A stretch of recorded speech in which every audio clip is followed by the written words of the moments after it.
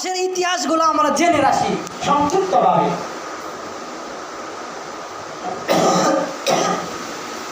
আমাদের বাংলাদেশে কিন্তু মুহররম বলতে কারবালা বোঝায় মানুষ। ওরা মনে করে কারবালায় ওই 10 তারিখে হুসাইন শহীদ হয়েছে তাই মুহররম। কিন্তু মুহররমের ইতিহাস কোথায় থেকে আসছে আমরা জানেন। এই যে মুসা আলাইহিস সালাতু ওয়াস সালাম এবং ফেরাউন কি করত?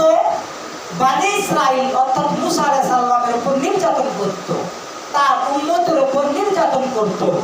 এমনকি তারা তাদের ইবাদত গৃহ অর্থাৎ বনি ইসরাইল মুসা আলাইহিস সালাতু ওয়াস সালাম তারা যে ইবাদত করত, এই ফেরাউন এবং তার দলবল সেই ইবাদত গৃহ পর্যন্ত ভেঙে দিল।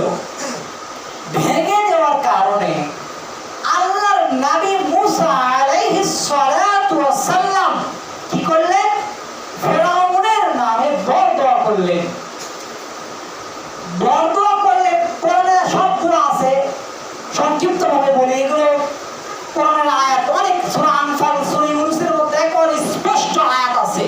আল্লাহ তাআলা মুসা আলাইহিস সালাতু ওয়াস সালামকে বললেন, তোমরা তোমার সাথীদেরকে নিয়ে তুমি তোমার উম্মত বনি ইসরাইলকে নিয়ে সন্ধ্যায় রওনা করো।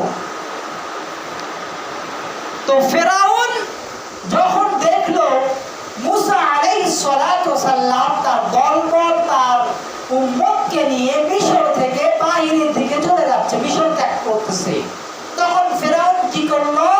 তার সৈন্যদল নিয়ে মুসা আলাইহিস সালাতু ওয়াস সালামকে আক্রমণ করার জন্য রওনা করলেন, ধাওয়া করলেন। মুসলমান ভাইরা আমার,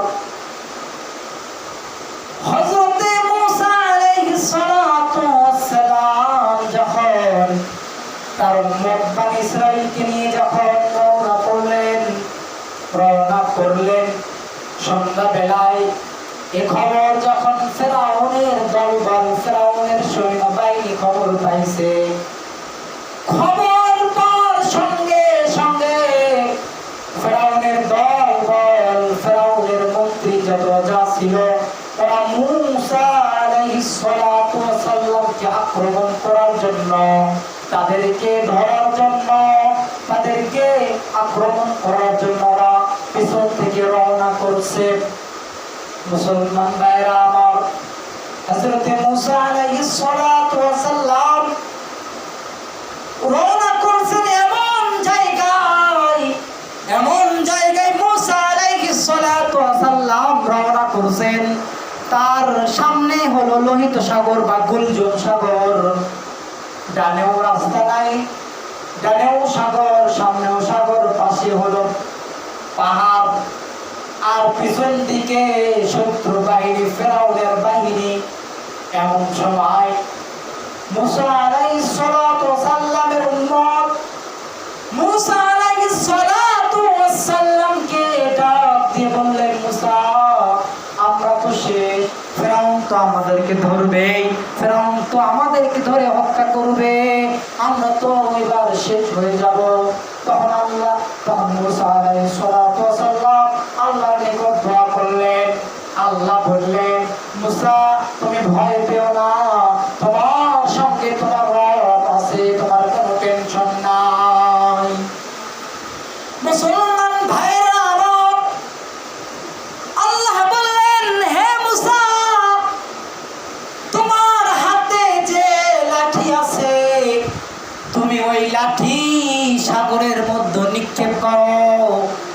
হযরতে মুসা যখন সাগরের মধ্যে তার হাতের লাঠিখানা নিক্ষেপ করছে, লাঠির কিন্তু অনেক ফজিলত, অনেক মুআজিজা আছে, এগুলো কিন্তু সব কোরআনের আয়াত সূরা তাহার মধ্যে আছে। এদিকে আমাদের আলোচনা করার কোনো দরকার নাই, অন্যদিন সময় পাইলে সেদিন শোনাবো। মুসা আলাইহিস সালাম লাঠি যখন গুলজন সাগর লোহিত সাগরের মধ্যে নিক্ষেপ করছে, আল্লাহ তাআলা সঙ্গে সঙ্গে ওই সাগরের মধ্য দিয়ে 12টা রাস্তা বানায়া দিছে। মুসলমান ভাইরা আমার, যখন রাস্তা হয়ে গেছে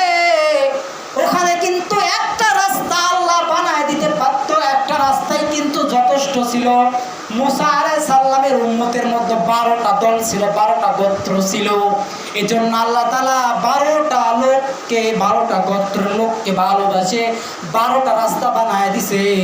যখন রাস্তা বানায় দিছে, এমন কি সমুদ্রের মধ্য দিয়ে যে রাস্তাটা হয়েছে, ওই রাস্তা আপনার এমন সিস্টেমের রাস্তা হয়েছে, মানুষ যাতে ভয় না পায়, ভীতু না হয়ে যায়, এমন ভাবে আল্লাহ রাস্তা বানিয়ে দিছে। পানিগুলো সরে গেছে, সরে যে মাঝখানে রাস্তা হয়েছে। এমন কি 12 গোত্রের মানুষ, 12 আপনার এই পাশের মানুষ ওই পাশের মানুষকে দেখতে পাচ্ছে, এমন ভাবে আল্লাহ রাস্তা তৈরি করছে যাতে মানুষ ভয় না পায়, হতাশ না হয়ে যায়, মুসলিমেরা যেন ভয় না পায়, হতাশ না হয়। এভাবে মুসা আলাইহিস সালাম এবং তার দলবল ওই রাস্তা দিয়ে লোহিত সাগরের মধ্য দিয়ে পার হয়ে গেল। মুসলমান ভাইরা আমার, ফিরআউন যখন তার দলবল নিয়ে যখন ওই লোহিত সাগরের মধ্যে যখন পা রাখবে, তখন ফিরআউন বলতেছে তার দলবল, তার সৈন্যদেরকে বলছে, চলো তোমাদের জন্য আমি একটা রাস্তা বানায় দিলাম। আল বিদায় ওয়ান নিহা পড়বেন সিরাত ইবনে হিশাম। ফিরআউন বলতেছে, দেখো আমি তোমাদের জন্য একটা রাস্তা বানায় দিলাম, তোমাদের জন্য আমি রাস্তা তৈরি করছি, তোমরা চলো আমরা যাই ওদেরকে আক্রমণ করি। এবার যখন ওই যে লোহিত সাগরের মাঝখানে মাঝামাঝি যখন ফিরআউন এবং তার দলবল সৈন্য চলে গেছে, আল্লাহ তাআলা পানিকে অর্ডার দিল, পানি তুমি কার হুকুম মানো? পানি আল্লাহর হুকুমে তখন পানি, ওই যে পানি রাস্তা ছিল, রাস্তা আর রাস্তা নেই, রাস্তাগুলো ভেঙে খান খান হয়ে গেল। এখন ফেরাউন তো 70 গজ লম্বা, 70 হাত লম্বা। ওই ফেরাউন যখন সাগরের মধ্যে, তখন ফেরাউনের আপনার কোমর কিংবা মাজা পর্যন্ত, কোমর কিংবা আপনার বুক পর্যন্ত আর পানি হবে, এরকম অবস্থা। এদিকে ফেরাউনের দলবল যখন সৈন্যরা পানির মধ্যে, সাগরের মধ্যে নামছে, তখন ফেরেশতা জিবরাইল আলাইহিস সালাতু ওয়াস সালাম, তাফসীর ইবনে কাসিরের মধ্যে আছে, সূরা আনফালের তাফসীরটা পড়বেন। তাফসীর ইবনে কাসিরে জিবরাইল আলাইহিস সালাতু ওয়াস সালাম ফিরআউনকে ওই সাগরের মধ্যে ধরছে, সাগরের মধ্যে ধইরা তারে এমন ভাবে চুবানি দিছে, ফিরআউন ওই চুবানি খেয়ে বলতেছে, আমানতু বিল্লাহ, আমানতু বিল্লাহ, আমি ঈমান আনলাম আল্লাহর উপর, আমানতু বিল্লাহ, আমি ঈমান আনলাম আল্লাহর উপর, রব্বি মূসা ওয়া হারুন। ও বলতেছে আমি ঈমান আনলাম আল্লাহর উপর, শুধু তাই নয়, বনি ইসরাইলের নবী মূসা এবং হারুনের প্রতি আমি ঈমান আনলাম। তখন আল্লাহ তাআলা সূরাতুল ইউনূসের 89 নম্বর আয়াত, 90 নম্বর আয়াতগুলো খুলবেন, তখন আল্লাহ বলতেছেন, আল আন, কেবল এখন তোমার আর ঈমান এনে কোনো লাভ হবে না, ঈমান আনে আর কোনো কাজ হবে না, এখন তোমার ঈমান আনে আর কোনো লাভ হবে না। এবার জিবরাইল আলাইহিস সালাতু ওয়াস সালাম ফিরআউনকে ধরছে, ফিরআউনকে ধরে ওই সাগরের মধ্যে তাকে চুবাইছে, আর তার মুখের মধ্যে মাটি ঢুকায় দিছে, সাগরের নোনা মাটিগুলো ঢুকায় দিছে, যাতে ফিরআউন কালেমা পড়তে না পারে। কারণ আল্লাহ তাআলা মানুষকে ক্ষমা করেন, কিন্তু ফিরআউনকে আল্লাহ ক্ষমা করবেন না। তবুও জিবরাইল ফেরেশতা তার মুখের মধ্যে কাদো ঢুকায়া দিছে, ফিরআউন যেন কালেমা না পড়তে পারে, আল্লাহকে ডাকতে না পারে, কারণ ফিরআউনের জুলুমের সীমা অতিক্রম করে ফেলছে।